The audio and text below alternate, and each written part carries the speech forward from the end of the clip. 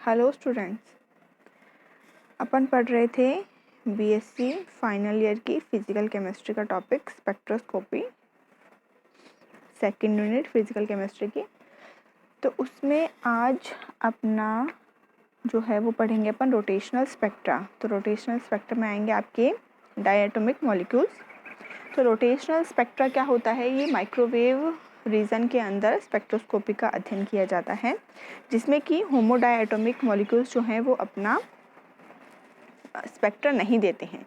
जिसका कारण क्या है कि रोटेशनल स्पेक्ट्रा के लिए क्या होना चाहिए? रोटेशनल स्पेक्ट्रा के लिए आपके पास जो मॉलिक्यूल आपने लिया है उसका परमानेंट द्विध्रुव आघूर्ण होना चाहिए, यानी कि परमानेंट डाइपोल मोमेंट होना चाहिए जिसमें।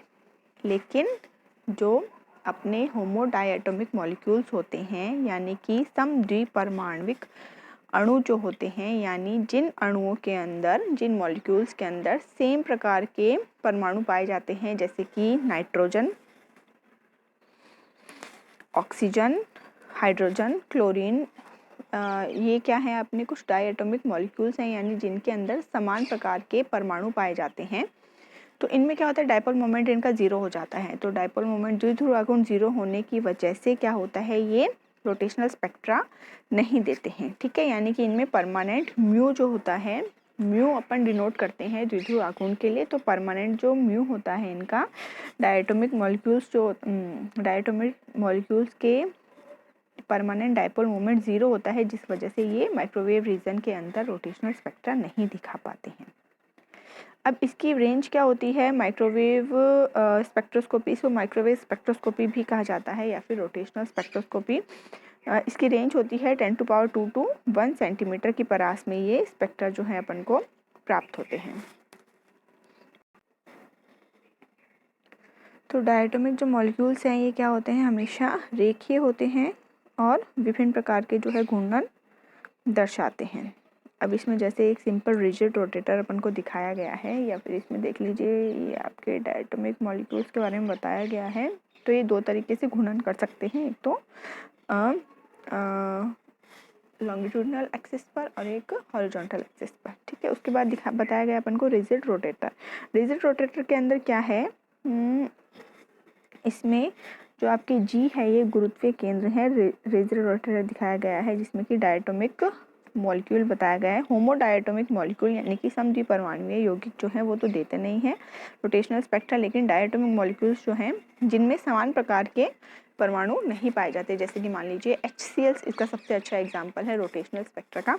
तो HCl में क्या होता है? जैसे ये आपकी जो छोटा सा ये डायग्राम दिया गया है M1 और M2 वाला, इसके अंदर आपको A और B ये दो क्या है? अलग अलग परमाणु हैं। इसको अपन H और Cl के रूप में भी देख सकते हैं, जिसमें कि इनका भार है वो M1 M2 है और G क्या है? इनका गुरुत्वीय केंद्र है।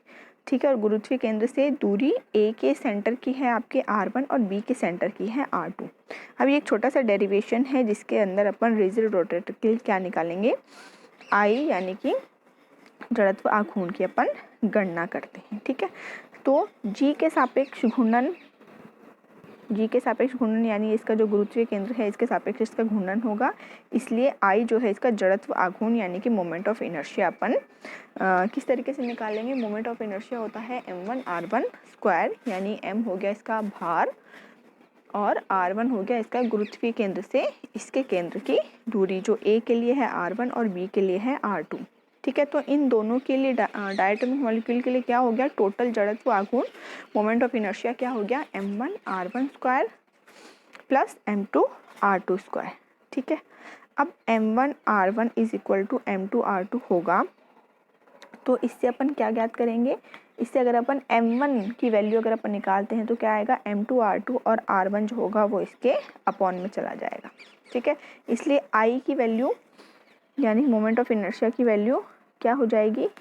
m2r2 r1 plus m1r1 r2 is equal to r1 r2 को अपन ने कॉमन ले लिया है, बिल्कुल लास्ट लाइन है, देखिए राइट साइड लेफ्ट साइड में लास्ट लाइन। तो क्या हो जाएगा? r1 r2 और ब्रैकेट में आ जाएगा m1 माइनस प्लस m2। ठीक है, इसके बाद अपन देखते हैं, क्योंकि ऊपर देखिए यहाँ जो है, क्योंकि m1r1 is equal to m2r2 है, इसलिए क्या होगा? अपन यहाँ से m2 का कॉमन ले लेंगे। पहले अपन ने क्या किया? देखिए यहाँ से अपन ने लिया, पहले यहाँ से अपन ने m1 की वैल्यू ज्ञात की और अब अपन यहाँ क्या कर रहे हैं, m2 की वैल्यू निकाल रहे हैं। ठीक है, तो m1r1 इक्वल टू m2r2, तो m2 तो इक्वल क्या हो जाएगा, m2r माइनस r1। r2 को अपन क्या लिख सकते हैं, r minus r1। Total r जो है वो दोनों मॉलिक्यूल के सेंटर के बीच की दूरी है, टोटल r। ठीक है, और r1 क्या है, गुरुत्व केंद्र से a के सेंटर की दूरी, और r2 है गुरुत्व केंद्र से b के सेंटर की दूरी। ठीक है, तो r2 को अपन क्या लिख सकते हैं, r माइनस r1 करेंगे तो क्या हो जाएगा, r2 की वैल्यू आ जाएगी। ठीक है, उसके बाद ये रखा है, तो r1 किसके इक्वल हो जाएगा, m2r upon m1 plus m2, और इसी तरीके से r2 इक्वल टू हो जाएगा m1r upon m1 plus m2। ठीक है, इसलिए मोमेंट ऑफ इनर्शिया I को अपन क्या लिखेंगे, इसमें वैल्यू रख देंगे r1 और r2 की। तो अपने पास इस तरीके से